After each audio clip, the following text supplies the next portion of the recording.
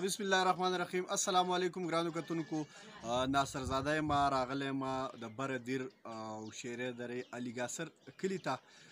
د کوم ځای کې چې موجود یم نو دا د یو معذوره کور دی.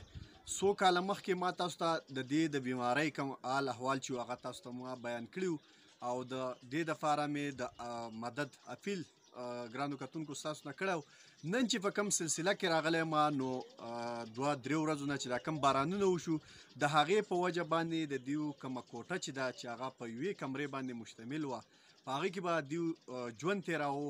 معذوره ګل باچا د هغوی والده صاحبه او د هغه بچي چې کوم دی هغه په دې کور کې اوسېده، خو ولې د تېرو 3 ورځو نه چې کوم بارانونه وو د هغه په وجه باندې د ده دا کوټه چې کومه ده هغه راپرېوتې ده د یو سایډه او نوره هم ډېره زیاته خطرناکه شوې ده. په دې کې ژوند کول چې کوم دی هغه ډېر ګران شوي دي، خو د هغه باوجود هم دیو دلته اوسېږي. ولې چې دیو بل ځای ته چته تللی نه شي، بل ځای کې کور نشته، بل ځای کې کمره نشته چې هلته دیو ژوند وکړي. نو په دې خطرناک صورتحال کې باوجود هم هغوی دلته په دې کوټه کې ژوند کوي. که موږ وګورو نو لاندې چت چې کوم دی د هغې لاندې دیو پلاستیک ورکړی دی چې راساسي پینه، د هغه باوجود هم اوبه راغلي دي د دیو په کټونو باندې. د دیو کوم بسترې چې دی هغه یې لمدې کړي دي، دغه شان د کور چې کوم دی هغه ټول د اوبو نه ډک ولاړ دی. دیوالونه چې کوم دی هغه لیدل دي او چت چې کوم دی هغه هم ډېر زیات کمزوری شوی دی.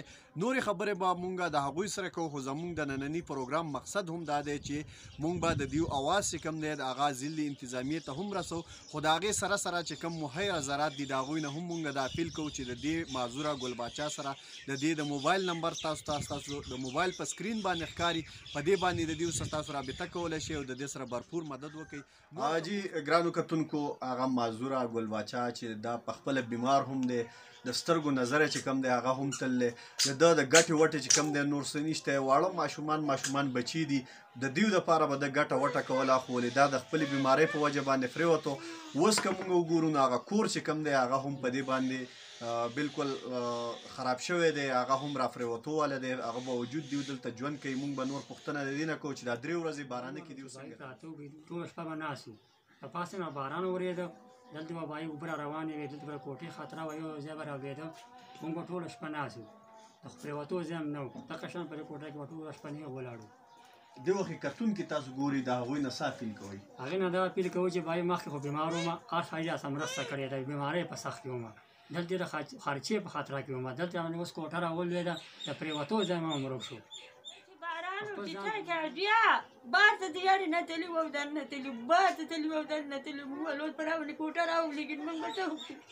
او جلال هم دی او بار او دننه هم جلال دي دی. خدای سره خو معذوره ده، دا به څوک وړي او چې دا کوټه را باندې راولېږي موږ به څه کوو؟ بیا په موږ ډېره مجبوري وتې ده، ډېره زار شم نه نه خدای دې پاچا که او خدای دې د ښې ورځې خاوند. جی بالکل ګرانو کتونکو، یقینا چې تاسو د خپل موبایل په سکرین باندې وکتل، نور هغه کم د دیو خبرې چې دي هغه بالکل د دیو نه اورېدلې ګران دي، ځکه چې 3 ورځې دیو څومره په سخته باندې دلته ژوند تېر که. خو یوه خبره زه اخري کوم، کم کتونکي چې موږ ګوري اکثر موږ وروستې بیا افسوس کوو.